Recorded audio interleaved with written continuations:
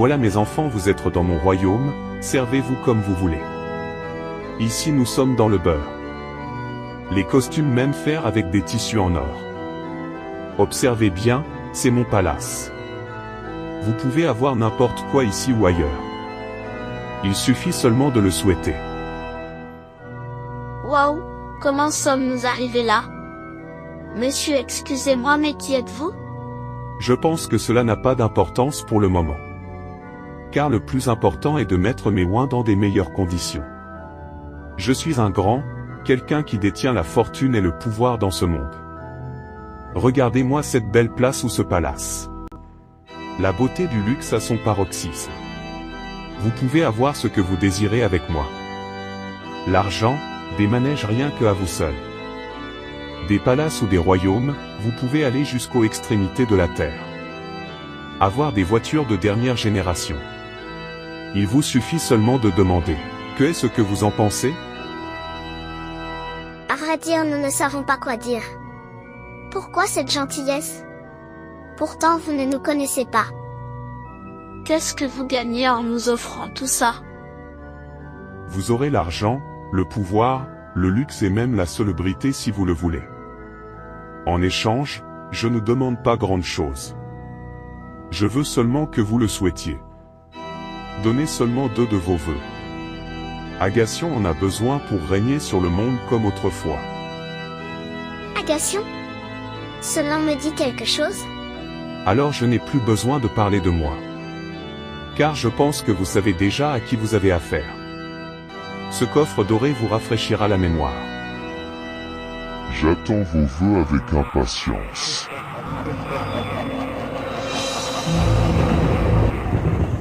C'était seulement un rêve. Un rêve dans lequel elle avait vu ce même démon du coffre doré. Mais ne prêtez pas attention à ce rêve. À peine réveillés, les enfants commençaient à se préparer pour continuer l'aventure. Mais une question les perturbait. Qui les avait aidés à sortir du lac? Pourquoi cette personne les a aidés? Ces questions restaient posées. Les enfants se changeaient après avoir pris un petit truc à manger et ils continuaient leur route. Du côté du village, le vieux sage était vraiment confus. Pendant que les enfants étaient dans le lac, rien de ces incantations ne marchait. Alors qu'il avait commencé à désespérer, les génies de la brousse l'informant par télépathie que les enfants avaient réussi à traverser le lac. Mais, et qu'un esprit suprême les avait aidés. Après une longue consultation, le vieux sage vit toute la scène de la boîte dorée et comprit que les enfants étaient dans un sacré pétrin. Il réfléchissait beaucoup à comment allait-il faire pour faire retourner cet esprit dans la boîte sacrée. Car selon ses sources, pour enfermer ce type d'esprit, il faut un grand sacrifice au même titre d'un sacrifice personnel, ou humain. Alors comment allait-il faire? Du côté de la mère, elle essayait d'être forte et de patienter. Pendant ce temps, les villageois défilaient chez elle pour lui apporter leur soutien ainsi que des présents. Du côté de la forêt, les enfants décidaient de se reposer après une longue marche sur le chaud soleil.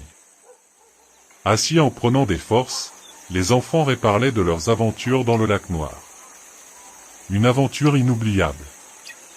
Ils se posaient la question de savoir comment est-ce qu'ils avaient pu échapper à ces démons qui les tourmentaient dans le lac. Comment une branche se trouvant sur la rive se tendit jusqu'à dans l'eau pour les récupérer? Il était clair qu'il y avait quelqu'un qui avait intervenu. Mais si jamais c'est pas le vieux sage, alors, qui est-ce?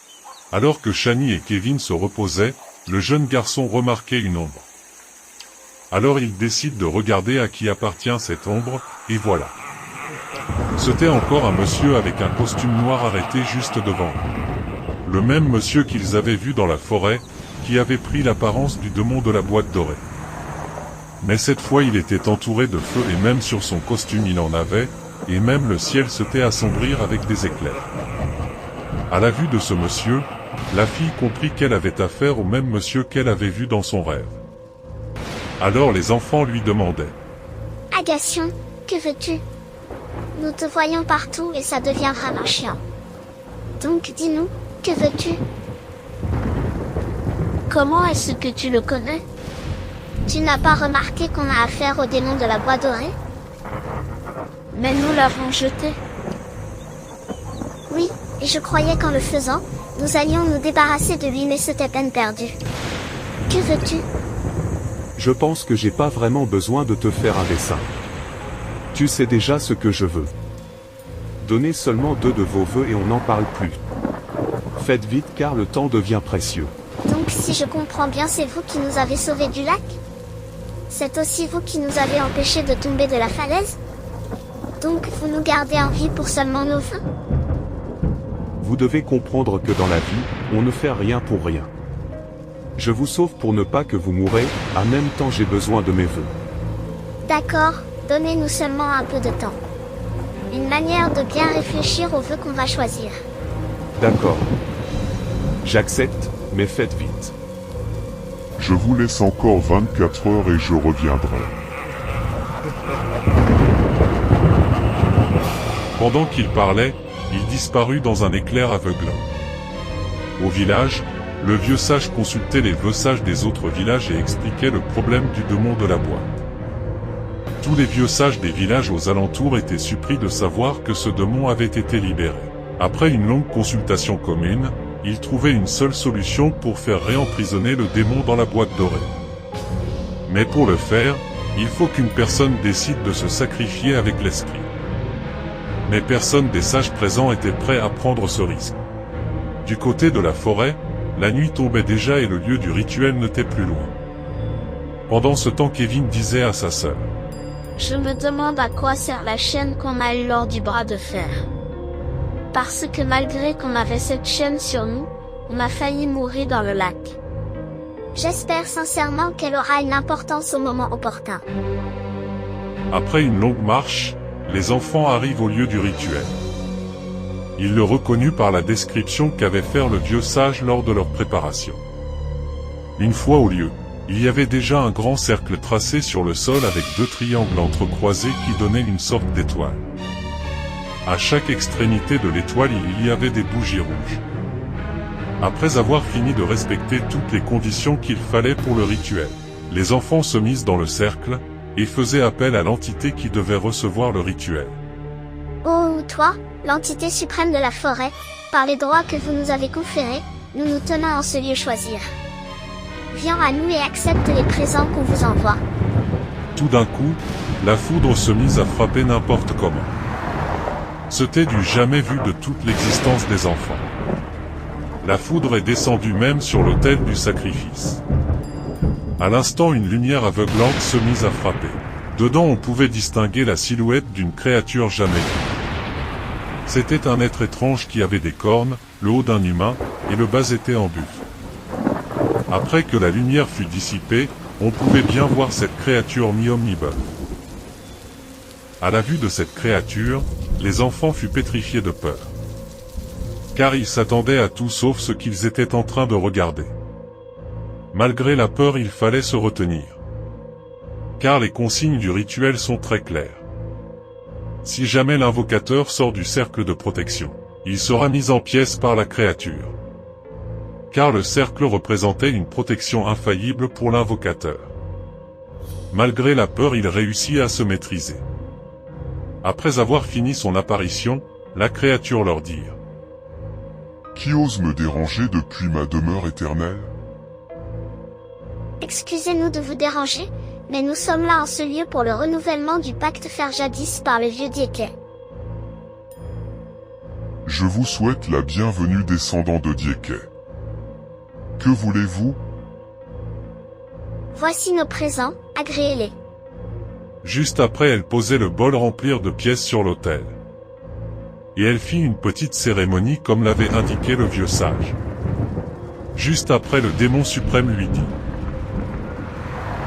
Le sacrifice est bon, mais pas suffisant. Vous ne vous en doutez pas que ça serait aussi si facile, compléter le sacrifice. Très surpris, car les enfants ne s'attendaient pas à ce que l'esprit demande autre chose. Pendant quelques secondes, elle restait silencieuse. Tout d'un coup, elle se souvient de la chaîne dorée qu'ils avaient eue comme récompense avec les esprits du pont de Liane. Alors elle dit: D'accord, nous avons une chaîne dorée à vous offrir. Le voilà, j'espère qu'il sera à votre goût. D'accord, j'agrée le sacrifice. Dorénavant, le rituel se fera chaque 20 ans de la première année. À bientôt, descendant du vieux Dieke. Merci d'avoir accepté ce présent. Nous demandons à prendre la route. Après ça, la créature disparut dans un éclair assourdissant. Ça a été fait. Le pacte a été honoré. Maintenant il faut rejoindre le village. Les enfants trouvaient un coin où se reposer pour la nuit pour être en forme de bonheur et reprendre le chemin le matin. De l'autre côté du village, le vieux sage dans sa cabane eut la confirmation par les esprits que les enfants venaient de remplir leur mission. Il sautait des joies jusqu'au petit matin. Il informait tout le village et c'était la grande fête. Il fêtait le courage des enfants. Il fêtait toute la nuit, et célébrait le nom de nos petits héros. Le vieux sage et les pères du village couraient partout pour informer les habitants qui sont même aux alentours du village. Petits ou grands, tous étaient dehors malgré leur tardive pour célébrer la libération de tout un peuple. Les villageois couraient et célébraient dans tous les sens la nouvelle. Les enfants avaient été très courageux. La fête se prolongeait jusqu'au petit matin. Au lever du jour, chaque villageois se retrouvait chez Adèle pour la féliciter d'avoir mis des enfants aussi courageux au monde. Il la félicitait et en même temps les cadeaux de divers horizons lui parvenaient. Mais intérieurement elle voulait ses enfants près d'elle. Adèle et la grande-mère se rendit chez le vieux sage pour avoir des nouvelles des enfants. Le vieux sage les rassurait, mais en même temps cherchait toujours comment déconnecter l'esprit de la boîte dorée aux enfants. Du côté de la forêt, les enfants parcouraient une longue distance jusqu'à ce qu'à un endroit, le garçon vit sur une colline une dame de couleur blanche vêtue d'une robe blanche près d'un arbre.